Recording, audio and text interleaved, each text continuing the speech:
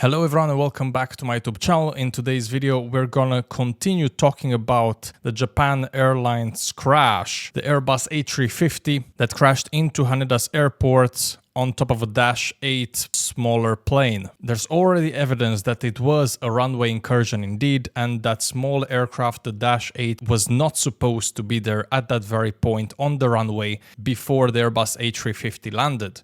But anyways, what I want to show to you guys firstly is the footage of the crash in a simulator.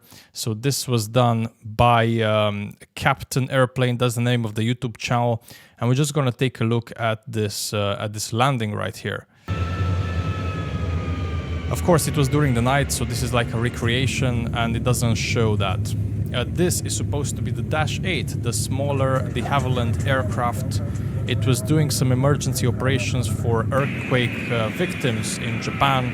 That was the role of this plane. It was told by the aircraft control to stay there, to hold at that point, but it continued to go on the runway, unfortunately. So basically, when it landed, as soon as it touched down, it ran into that aircraft, a small Dash 8. And this happened, of course, an explosion happened, fireball. That's just crazy. And then it came to a stop eventually. But then the fire picked up, that's the thing. Absolutely tragic event, ladies and gents, that happened there. And unfortunately, the smaller aircraft, 5 people out of 6 lost their lives. They passed away in the incident. The captain, 39-year-old, he survived. But from the Airbus A350 from Japan Airlines, everybody survived due to a number of factors that played there. So we're just gonna see a small interview from Gary Hu, a lecturer. This was on a YouTube channel, on the Straight Times YouTube channel. We're just gonna watch this right here. I'm gonna play it for you right now. Ho, a senior lecturer in aviation management. Gary, we'll get to the circumstances of the crash in a bit, but let's get to that miraculous evacuation of everyone indeed. on board JL516. It's a burning plane. How is that possible? Surely this is more than just passengers following procedures. Perhaps the safety of the plane itself? I really wanted to play this interview because I really like what this gentleman said. Okay, there's many factors in this case where which led to the safe evacuation of all passengers and crews on board that aircraft. The passengers are very much responsible for the safe evacuation. You notice Correct. Hardly anyone took a bag and hardly anyone had shoes on, and people ran far away from the aircraft, you know, once they slid down that slide, and some stayed behind to help people get off the slide. So the passengers were really one factor. Secondly, if you look at the... Absolutely true, ladies and gents. It matters so much. The passengers following the cabin crew instructions, not taking any bags, not taking unnecessary items with you, and doing what you're told, because they know, the cabin crew, they know what they're doing. I, as a cabin crew, I know what I'm doing, right? So, yeah. Makeup of the passengers, this was a domestic Japanese flight, so mainly Japanese nationals. And they are well known to be disciplined, to follow the instructions of the crew members. And that, for me, is another contributing factor, that they follow the instructions of the crew. Thirdly, the... Correct. So it was a domestic Japanese flight. That means not many foreigners. It was mostly Japanese people, Japanese nationals. And as the gentleman says, they're known to be following the rules and being understanding of each other. Japanese society, generally speaking, they just care about each other, right? It's about the well-being of the society itself, not so much as the individual at times. For example, in Japan, if you get sick, you wear a mask. You don't wear a mask for yourself, you wear a mask so you don't get other people sick. It's just a small example that crossed my mind right now. But that explains Japanese society, so very interesting. The Japan Airlines, you also have to give it to them. After their incidents that happened in the past, they took safety very seriously. And since then, they have actually a very strong safety culture. And this is drilled into them time and time again. That is another factor that the crew have been practicing year on year to for this situation, and they know what to do. They don't panic. They are calm. Passengers are calm. Everyone is calm, and everybody follows instructions. Therefore, everybody got out safe.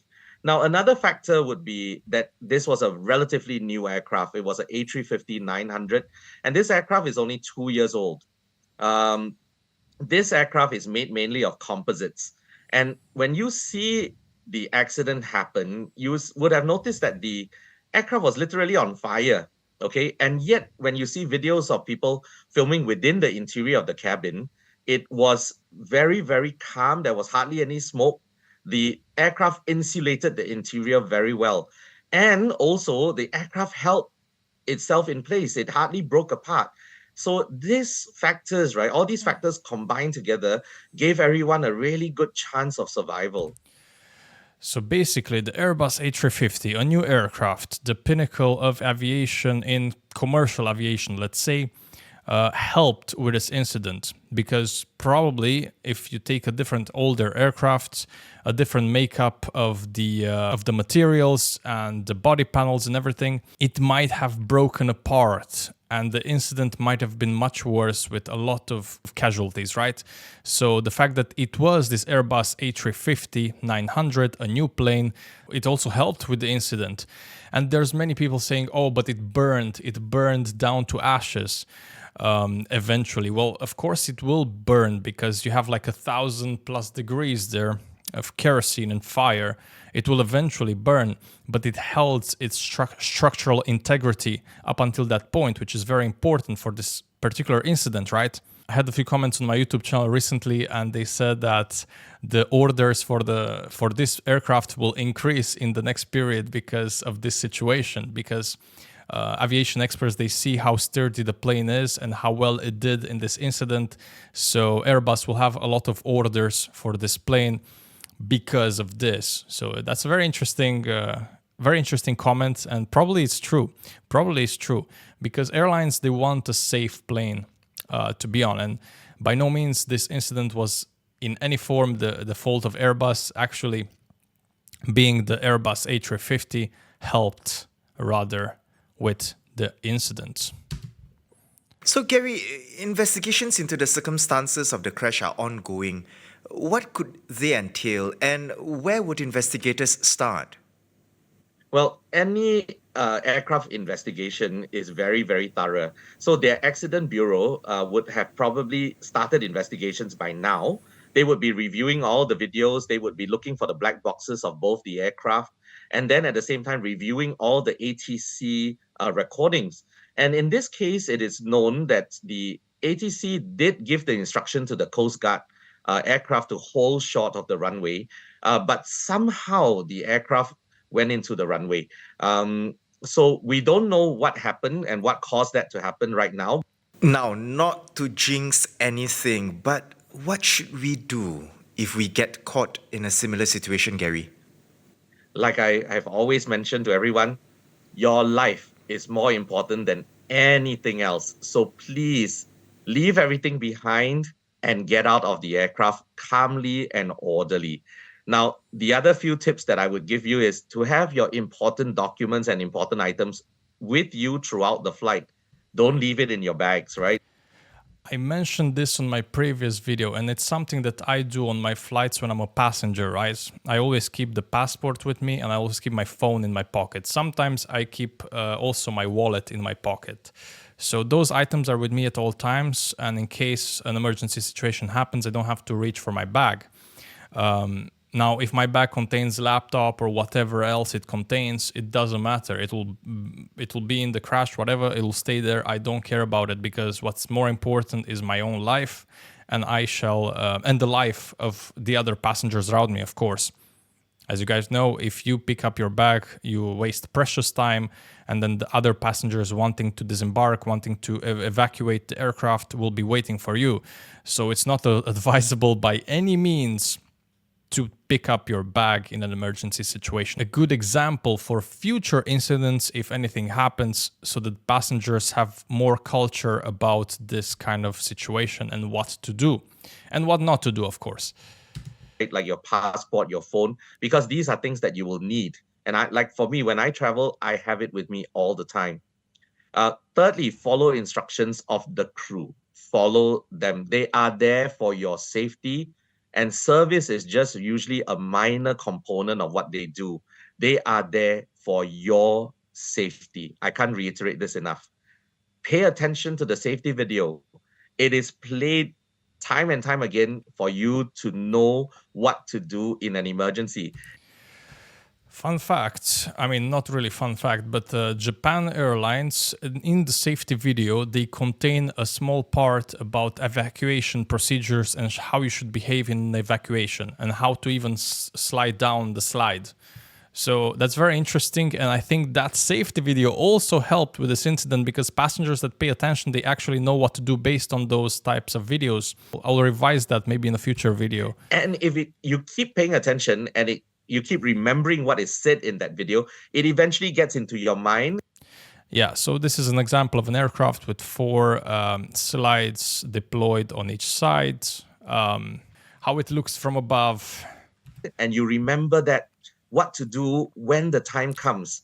Yeah, you see, this is a Malaysia Airlines safety video. So even they're doing this evacuation procedure with the slide rafts. This is a case of a ditching right in the water. And interesting. Finally, please remember to put your seats upright, open all the window shades upon landing. If you look at the statistics, most of the accidents usually happen on landing. And that's the reason why we ask you to open all the window shades so that we can look out of the plane and decide which exit to open. And in this case, only 3 of the... Correct. So this is the reason why, as flight attendants, we tell you to put your shades up, put your tray tables up as well, put your seats upright as well. All those things are for a reason. Seats upright, because in case of an emergency, you will not have to squeeze through the seats that are put down, right? It makes sense. Window shades up, because you have to see what's outside and you have to check outside conditions. If there's fire outside, you cannot really open that door. You cannot really evacuate that aircraft. It's very, very important, right? The tray table, again, if you have all tray tables out and nobody cares about the tray tables, then you will stumble upon them while wanting to evacuate. It will take way more time to evacuate. So all of those have to be secure. And as a flight attendant, I fly for a Middle Eastern airline. I always stress those things on my flights, and I make sure everybody has their seatbelt. I make sure every window shade is up and all of those things. This is pure safety, and that's the reason why we as a flight attendants, we are there to protect you and protect the aircraft. So the 8 exits were serviceable. Therefore, it's really a miracle that almost 400 people out of the aircraft on 3 slides in 90 seconds. This is why I say this is a textbook evacuation. And why do you have to put your seat up? Because when you lean your seat back, you're actually making the exit way smaller for the people behind you. That's the reason why we always ask you to do certain things in the aircraft. And if you follow instructions, you're actually helping everybody else to survive better. And this is where I wanted to get, ladies and gents. 3 out of the 8 exits were open on this aircraft. That's not enough. That's generally speaking way below what it should be for an emergency evacuation. Why only 3 exits were open? We don't know that yet. Obviously, it's an investigation going. But chances are the exits were blocked by fire. So then the cabin crew, they didn't open that exit, but they opened the ones that were available, that they had a clear environment to deploy a slide on. So that's the reason why I believe, at least in my opinion, only 3 exits were open and 3 slides were deployed. However, as per this video and as per other sources, the aircraft was evacuated in less than 2 minutes with just 3 exits available, with just 3 slides deployed. Absolutely unbelievable.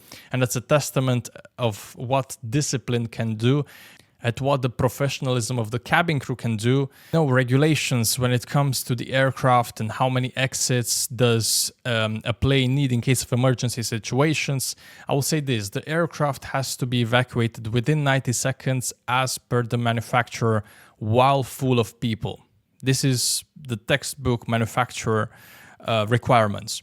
So it has to demonstrate that with half of the exits not being used, it can evacuate all of those people. And that's why the gentleman also said it's a textbook evacuation, because that happened in real life, which is unheard of, really.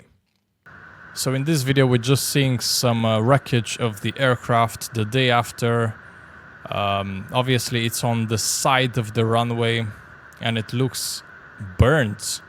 The whole fuselage is burnt, as I can see from this video. Yes, indeed, this is the full plane, or rather what remained of the aircraft, completely burned. You can still see the wing here, one of the engines, the left-hand side engine, and the rest of the fuselage burnt.